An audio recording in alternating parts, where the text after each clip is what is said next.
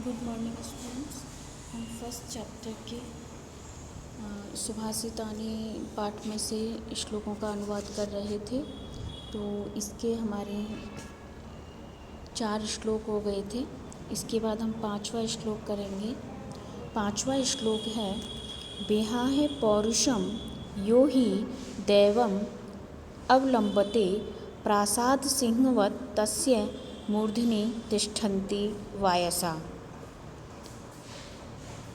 विहाय यानी छोड़कर, पौरुषम यानी परिश्रम मेहनत, यो माने जो, ही माने निश्चय ही, दैवम यानी भाग्य को, एव माने ही, अवलंबते यानी आश्रय लेता है या सहारा लेता है।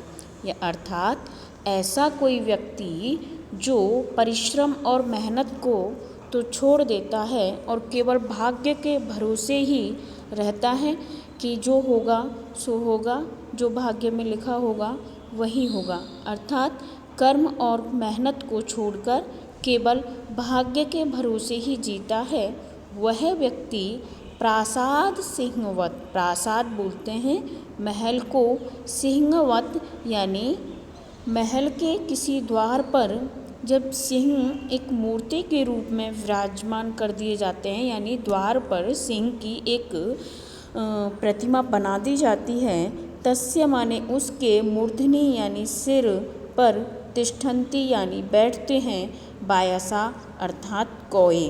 तो जो व्यक्ति पुरुषार्थ यानी कर्म को छोड़कर केवल भाग्य के भरोसे ही जीता है, वह समझो उस शेर की तरह है जो कि महल के द्वार पर बने हुए नकली सिंह की तरह उनके सिर पर कोए बैठते हैं। अर्थात वह कोई कार्य नहीं करता है, केवल बैठा रहता है और भाग्य उनके सिर पर कोए की तरह बैठा रहता है।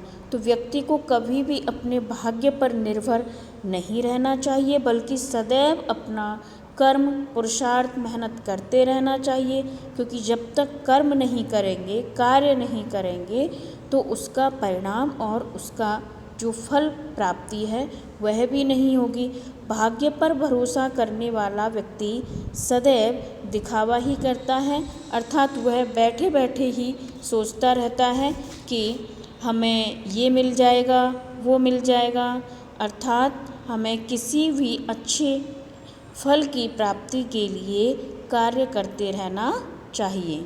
अब इसके बाद जो हमारा अगला श्लोक है वह है पुष्प पत्र फलच्छाया मूल फलकदारुभि धन्या महिरुहा येषां विमुखा यान्ति नार्थिनः।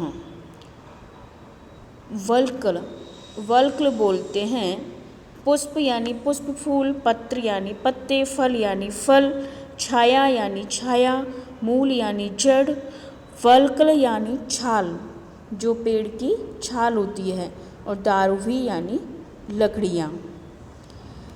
धन्य यानी धन्य है, महिरुहा यानी वृक्ष,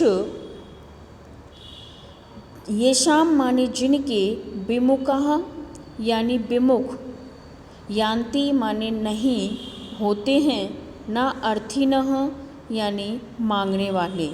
अर्थात वह महावृक्ष, महिरुहा यानी महान वृक्ष धन्य हैं जिनके पत्र, पुष्प, फल, छाया, जड़ और जिनकी जो पेड़ की छाल है, लकड़ियाँ, ये सभी हमारे काम आने वाली चीज़ें हैं जो हमें वृक्ष प्रदान करते हैं। तो वह वृक्ष धन्य हैं जिनसे मांगने वाले कभी विमुख नहीं होते।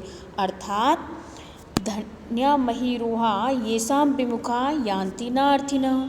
येषां माने जिनके, विमुखा यानी विमुख नहीं है, अर्थात उनसे कोई मुंह मोड़ने वाला नहीं है, जो चाहते हैं वही उनसे प्राप्त होता है। अर्थात वृक्ष हमें बहुत सारी आवश्यकताओं की पूर्ति करते हैं। वृक्ष सदैव परोपकार करते हैं, वे अपने शरीर के अंगों को सदैव लोगों का भला करने में ही लगाते हैं। हमें भी वृक्षों की तरह हर प्रकार के लोगों की ही नहीं, अपितु समस्त जीवों की सेवा करनी चाहिए। इसके बाद अगला श्लोक है चिंतनीया हि विपदाम आदावेव प्रतिक्रिया न कूपखननम युक्तम प्रदीप्ते वहिना गृहे।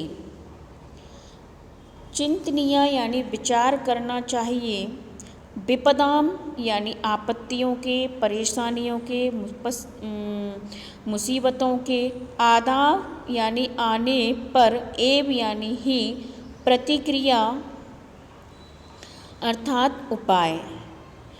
निश्चय से विपत्तियों का शुरुआत में ही समाधान या इलाज सोचना चाहिए। न माने नहीं, कूप खनेनम, कुआं खनेनम यानी खोदना, कुआं खोदना, युक्तम यानी युक्त है, प्रदीप्ते यानी जलने पर, वहिना यानी अग्नि, ग्रहे यानी घर में। जब घर में आग लग जाए उसके बाद कुआं खोदना उचित नहीं है। तो दोबारा से समझिए इसको। चिंतनीय यानी विचार करना चाहिए या सोच लेना चाहिए, विपदाम यानी आपत्तियों की, आदाव यानी आने से, एव यानी ही, आने से पहले यानी जैसे ही परेशानियां हमें आती हुई दिखाई दें, प्रतिक्रिया यानी उनका समाधान, उन पर प्रतिक्रिया, उनकी प्रतिक्रिया पर हमें पहले ही विचार कर लेना चाहिए, क्योंकि घर में आग लगने पर कुआं खोदना उचित नहीं है। जब घर में आग लग जाएगी और घर जल जाएगा, तब तक हम कुआं खोदेंगे तब तक तो घर जल जाएगा। तो इसलिए समस्या का समाधान हमें पहले ही सोच लेना चाहिए, प्रारंभ में ही उसका उपाय हमें सोच लेना चाहिए, जिससे कि समस्या आती है तो वह बड़े दुख का कारण नहीं बनती और वह वहीं खत्म हो जाती है। इसी में मनुष्य की भलाई है। समस्या सामने आ जाने पर समाधान ढूंढना उचित नहीं होता, यानी समस्या जब आ जाती है, जब हम उसका समाधान खोजते हैं तो कुछ ना कुछ तो हमें हानि होती ही है। तो इस तरह से हमने अपने जो इसमें 7 श्लोक थे उनका सबका अनुवाद कर लिया है। मैं आपको इसका अनुवाद PDF में भी भेज दूँगी। ये अनुवाद बच्चों आपको अपनी उत्तर पुस्तिका में भी करना है।